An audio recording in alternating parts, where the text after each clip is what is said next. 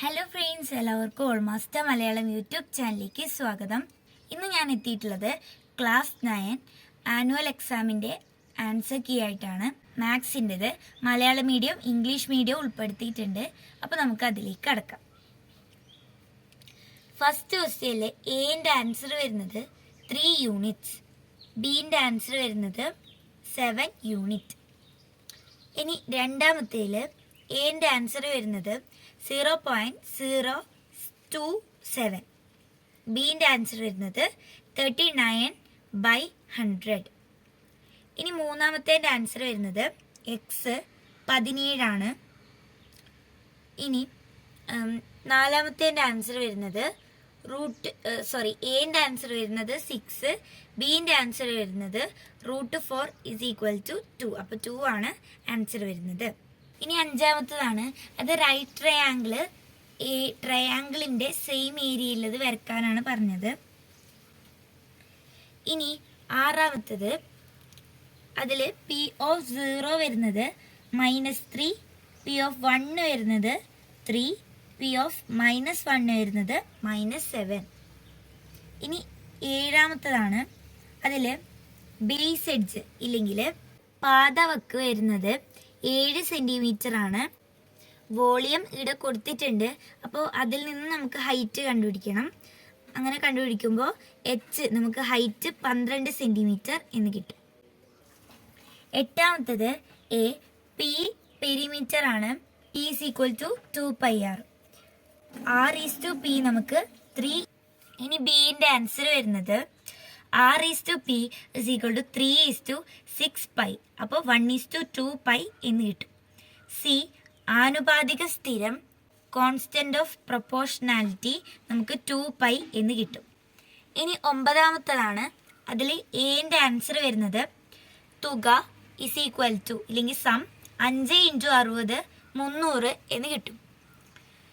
ഇനി ബീൻ്റെ ആൻസർ വരുന്നത് പുതിയ ശരാശരി 62, ന്യൂ ആവറേജ് 62 വരുന്നത്. ഇനി പത്താമത്തത്,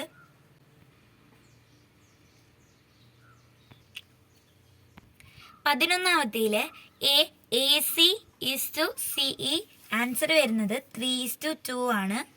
ബി PQ വരുന്നത് 4.5 സെൻറ്റിമീറ്റർ ആണ്. സീൻ്റെ ആൻസർ വരുന്നത് അത് വരയ്ക്കാനുള്ളതാണ്. അതിൽ എൻ്റെ ആൻസർ വരുന്നത് ലംബവശങ്ങൾ XY ആയിട്ട് എടുത്താൽ, അതായത് പെർപെൻഡിക്കുലർ സൈഡ്സ് XY എടുത്താൽ നമുക്ക് x + y = 17 എന്നും x - y = 5 എന്നും 2 ഇക്വേഷൻ ആക്കാം. അത് ഇനി ബി ചോദിച്ചത് ലെങ്ത് ഓഫ് പെർപെൻഡിക്കുലർ സൈഡ്സ് ആണ്. അപ്പോൾ നമുക്ക് y 6 എന്നും x 11 എന്നും കിട്ടും. ഇനി 13ാമത്തതാണ്, അതിൽ എൻ്റെ ആൻസർ വരുന്നത് 2 and -10. ബീൻ്റെ ആൻസർ വരുന്നത് x = -2 എന്ന് കിട്ടും. 14ാമത്തേൽ എൻ്റെ ആൻസർ വരുന്നത് 3, ബീൻ്റെ ആൻസർ വരുന്നത് πr² വെച്ച് ചെയ്യുമ്പോൾ 9π എന്ന് കിട്ടും. സി ആൻസർ വരുന്നത് 18π. ഇനി 15ാമത്തേൽ എൻ്റെ ആൻസർ വരുന്നത് 22, ബീൻ്റെ ആൻസർ വരുന്നത് 264 സെൻറ്റിമീറ്റർ². അത് 22 × 12 ചെയ്യുമ്പോഴാണ് കിട്ടുന്നത്. സീൻ്റെ ആൻസർ വരുന്നത് 28 + 264 ചെയ്യുമ്പോൾ 292 എന്ന് കിട്ടുന്നു. ഇനി 16ാമത്തതാണ്, അതിൽ എൻ്റെ ആൻസർ വരുന്നത് 6000:9000 = 2:3 എന്ന് കിട്ടും. ബീൻ്റെ ആൻസർ വരുന്നത് 1200:1800 = 2:3 എന്ന് കിട്ടും. ഇനി 17ാമത്തത്, അപ്പോൾ എൻ്റെ ആൻസർ വരുന്നത് 300 ആണ്. ബീൻ്റെ ആൻസർ വരുന്നത് 300/30 ചെയ്യുമ്പോൾ 300/30 ചെയ്യുമ്പോൾ നമുക്ക് 10 എന്ന് കിട്ടും. അപ്പോൾ 18ാമത്തത് ഇങ്ങനെയാണ് വരുന്നത്. 9 സെൻറ്റിമീറ്ററും 7.5 സെൻറ്റിമീറ്ററും 10.5 സെൻറ്റിമീറ്ററും എടുത്തിട്ടാണ് വരയ്ക്കേണ്ടത്. ഇനി 19ാമത്തതാണ്, അതിൽ എൻ്റെ ആൻസർ വരുന്നത് 3 + 11/2 ചെയ്യുമ്പോൾ നമുക്ക് 7 എന്ന് കിട്ടും. ബി റേഡിയസ് ഇല്ലെങ്കിൽ ആരം നമുക്ക് 4 എന്ന് കിട്ടുന്നു. ഇനി സിന്റെ ആൻസർ വരുന്നത് 16 പൈ, പൈ ആർ സ്ക്വയർ വെച്ച് ചെയ്യുമ്പോൾ 16 പൈ. ഇനി 20ാമത്തതാണ്. അതിൽ എ 5 × 6 നമുക്ക് 30 എന്ന് കിട്ടുന്നു. ഇനി ബിന്റെ ആൻസർ നമുക്ക് 30 × 13 390 എന്ന് കിട്ടുന്നു. സിന്റെ ആൻസർ 15 × 13 ചെയ്യുമ്പോൾ നമുക്ക് 195 കിട്ടുന്നു. ഇനി 21ാമത്തതാണ്. അതിൽ എ കംപ്ലീറ്റ് ചെയ്യാനാണ് ടേബിള്. ഒന്നാമത്തത് 36 വരും, പിന്നെ രണ്ടാമത്തത് 360 / n എന്ന് കിട്ടും. ബിന്റെ ആൻസർ വരുന്നത് side is inversely proportional to the outer angle. വശങ്ങളുടെ എണ്ണവും ഒരു പുറം കോണും തമ്മിൽ വിപരീതാനുപാതത്തിലാണ്. ഇനി സിന്റെ ആൻസർ വരുന്നത് 360. ഇനി 22ാമത്തതാണ്. അത് എന്റെ ആൻസർ വരുന്നത് 40, ബിന്റെ ആൻസർ മീൻ വരുന്നത് 1500, മീൻ ഇല്ലെങ്കിൽ മാധ്യമം 1500 / 40 ചെയ്യുമ്പോൾ നമുക്ക് 37.5 എന്ന് കിട്ടും. ഇനി 23ാമത്തതാണ്. അത് സർക്കിൾ വരയ്ക്കാനാണ്. എ ബി 6 സെൻറ്റിമീറ്ററും ആംഗിൾ എ 50 ഡിഗ്രിയും ആംഗിൾ ബി 70 ഡിഗ്രി എടുത്തിട്ട് ഫസ്റ്റ് ഒരു ട്രയാങ്കിൾ വരയ്ക്കുക. എന്നിട്ടാണ് സർക്കിൾ വരയ്ക്കേണ്ടത്.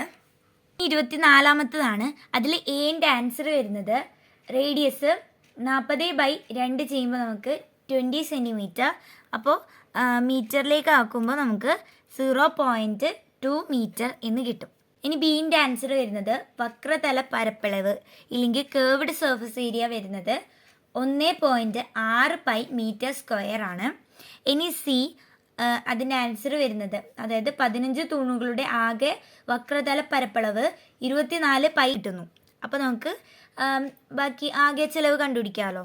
നമുക്ക് total cost of painting 50 pillars at A rate of 100 rupees per square meter നമുക്ക് 7536 rupees എന്ന് കിട്ടും. 25ാമത്തത് എന്റെ ആൻസർ വരുന്നത് 10 സെൻറ്റിമീറ്റർ ആണ്. ബിന്റെ ആൻസർ വരുന്നത് ഒരു വശം എ സെൻറ്റിമീറ്റർ ആയിട്ട് എടുത്താൽ എതിർ മൂലയിൽ നിന്നുമുള്ള ലംബദൂരം എച്ച് ആയിട്ട് എടുത്താൽ നമുക്ക് ഹാഫ് BH = 60 എന്നും BH = 120 എന്നും കിട്ടും. സൈഡ് എ സെൻറ്റിമീറ്റർ ആയിട്ട് എടുത്താൽ ഹൈറ്റ് എച്ച് ആയിട്ട് എടുത്താൽ നമുക്ക് ഏരിയ 120 എന്ന് കിട്ടും. ഇനി സിന്റെ ആൻസർ വരുന്നത് യെസ് ഈസ് ഇൻവേഴ്സ്ലി പ്രൊപ്പോർഷണൽ. വിപരീത അനുപാതത്തിലാണ് BH ആനുപാതിക സ്ഥിരം. BH = ആനുപാതിക സ്ഥിരം. ഇനി 26ാമത്തേൽ എ പാദ ചുറ്റളവ് ഇല്ലെങ്കിൽ ബേസ് പെരിമീറ്റർ നമുക്ക് 24 പൈ എന്ന് കിട്ടും. അപ്പോൾ നമുക്ക് റേഡിയസ് 12 സെൻറ്റിമീറ്റർ എന്ന് കിട്ടും.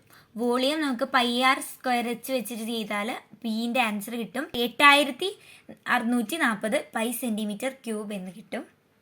ഇനി സിന്റെ ആൻസർ ചെറിയ വൃത്തസ്തംഭങ്ങളുടെ എണ്ണം അത് നമുക്ക് 64 എന്ന് കിട്ടും. അതായത് നമ്പർ നമുക്ക് 64 എന്ന് കിട്ടും.